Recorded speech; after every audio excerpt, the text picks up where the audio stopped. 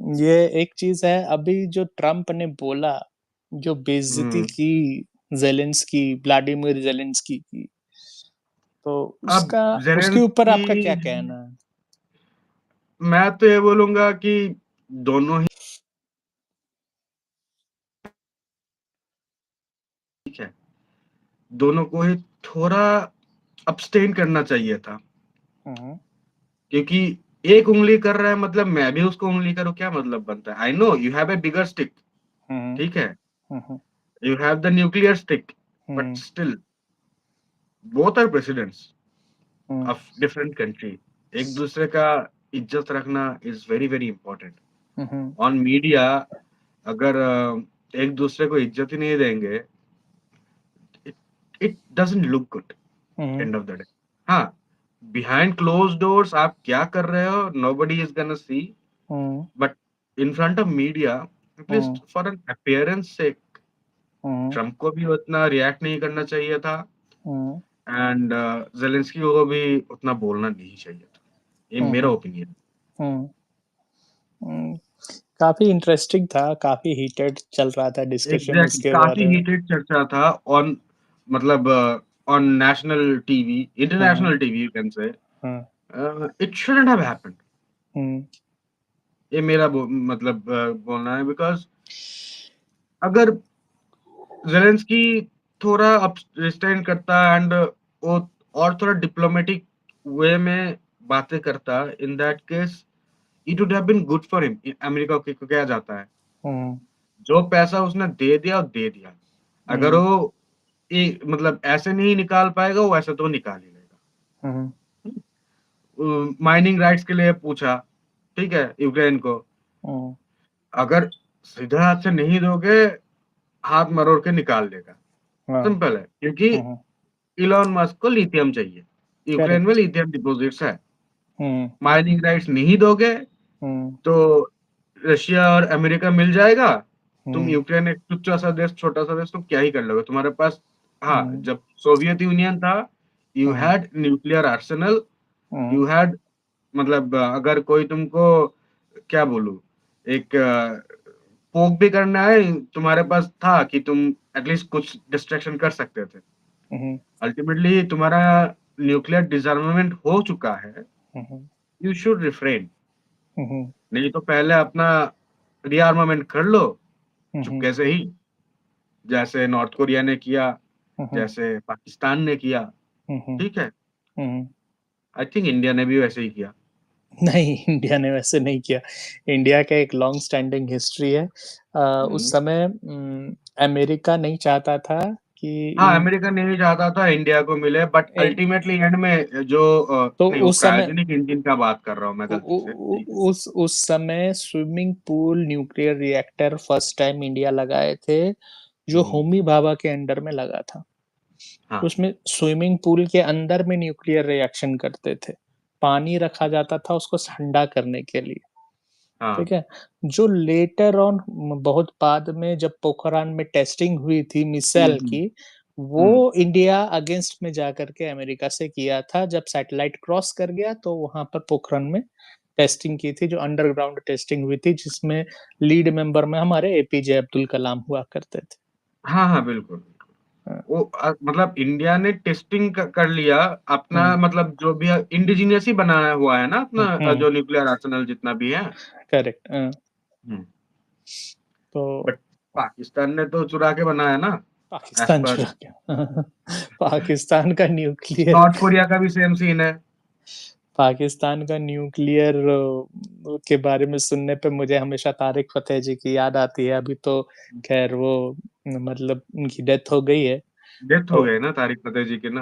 हाँ, तो वो बोलते थे इनके पास क्या टेक्टाइल वेपन है, टेक्टाइल न्यूक्लियर वेपन है, ये फेंकेंगे इन्हीं के सर पे गिरेगी। आपको जो न्यूज चैनल द पे आके डिक्टेटर बेइज्जती बोल के करते एक थे। मूवी है, आपको पता है क्या? हाँ पता है। देखे है ना?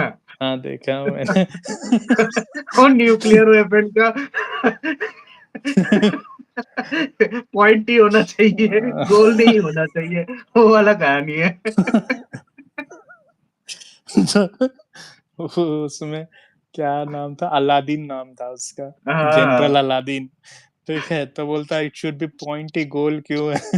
तो बोलता है are you taking information from the some cartoons? बहुत मजेदार मूवी था भाई द वे।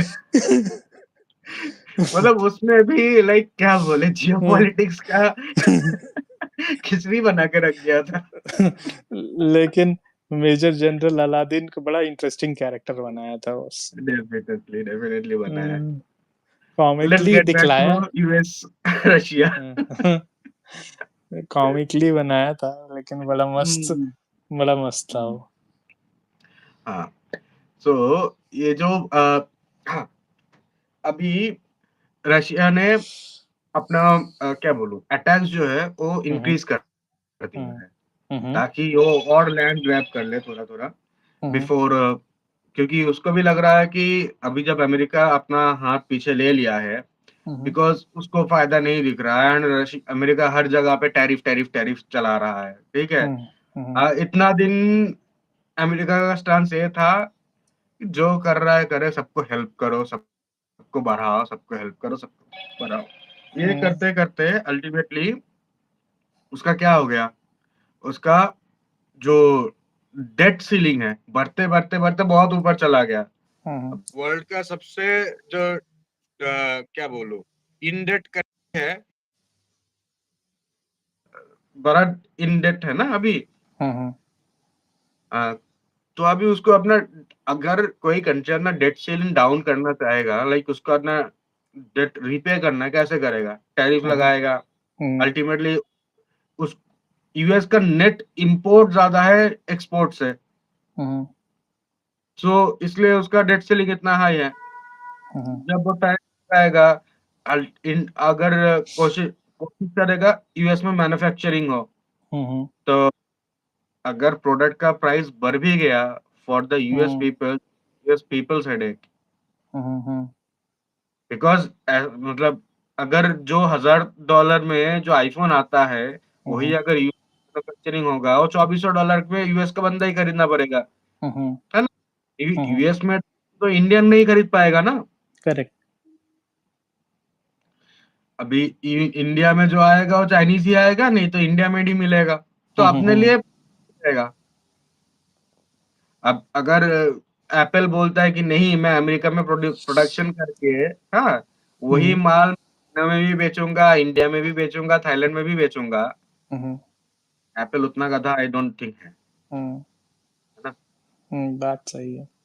हम्म सो उस सिचुएशन में अल्टीमेटली जो टैरिफ टैरिफ खेला जा रहा है, हम्म आई थिंक इससे ज्यादा फर्क किसी को पड़ेगा। It's just a market turmoil जिसपे ट्रिलियंस ऑफ डॉलर्स जो है हम्म फालतू में पड़ेगा शेयर मार्केट से।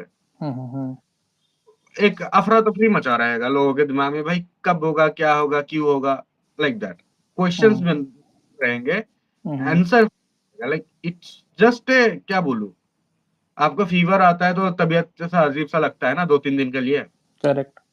ये टेरिफ और फीवर जैसा है फॉर ए फ्यू मंथ्स। हम्म क्योंकि उसका असली रंग जब दिखने लगेगा, अल्टीमेटली सफर कौन करेगा? कॉमन मैन, जो हम जैसे आप जैसे लोग हैं। जो इनकम टैक्स देता है, जो जीएसटी भी देता है, करेक्ट। हाँ हाँ। दोनों तरफ से। आप कुछ हम्म भी करो, आपके ही, आपका ही, end of the hmm day. Hmm. नहीं, जीएसटी के खिलाफ मैं नहीं हूँ, मैं एक तरह से इसकी सपोर्ट में हूँ। पर मैं हाँ, इनकम टैक्स नहीं, को कम किया जा सकता है मैं जिसमें। इनकम को भी कम करने के लिए नहीं बोल रहा हूँ, I am just stating a fact as it is. Hmm tax कम होना चाहिए, ज्यादा होना चाहिए, जीएसटी कम होना चाहिए, ज्यादा होना चाहिए, we may discuss in in a later video. हाँ आज जरूर। जियो हाँ, जियो है। पॉलिटिक्स। जीएसटी में नहीं घुसना है ज्यादा इन डेप्थ। हाँ, तो हाँ एनीवेज। तो ultimately common man will be hampered. आप भी बोल रहे हो कि बीच का जो मिडिल मैन है वो एब्जॉर्ब करेगा, हम्म उसका कैपेबिलिटी नहीं है because hmm margins are very low. Hmm अभी जो भी आप बिजनेस करने जाओगे, there are so much competitor, and मतलब मार्जिन इतना कम है मैन्युफैक्चरिंग इन सेक्टर में, इट्स अनबिलीवेबल। हुँ, हुँ, हुँ। सो मिडलमैन को अगर बोलोगे एब्ज़ॉर्ब करने के लिए, उसकी बस की बात नहीं है। वो बोलेगा भाई बहुत कमा लिया, बंद करते हैं दुकान, जो हुँ, उतना है शेयर मार्केट में डालते हैं, आराम से अपना ज़िंदगी बिता लेते हैं। यही हुँ, हुँ। बोलेगा, हाँ, करेक्ट। है ना?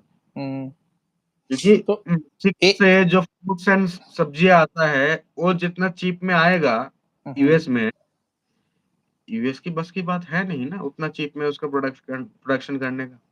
हुँ। एक क्वेश्चन है मेरा